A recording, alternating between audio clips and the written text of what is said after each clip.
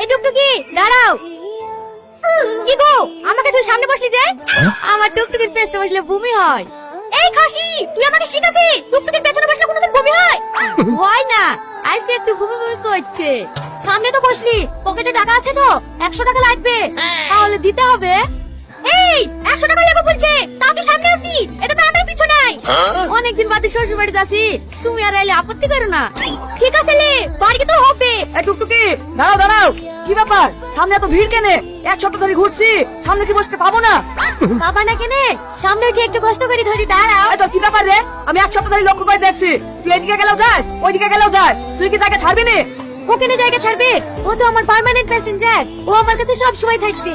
শুধু ওখানে আমরা কি পার্মানেন্ট প্যাসেঞ্জার হতে পারবো না নাকি? পার্মানেন্ট সিট তো এখন বুকিং, খালি হলে বলবো। প্লিজ সর্বনাশ, আমি তো ফালতু ফালতু মেয়েটার সাথে টাইম লস করছি, পিছনে তো একটা সুন্দর মেয়ে বসে আছে, যাই ওর কাছে বসে।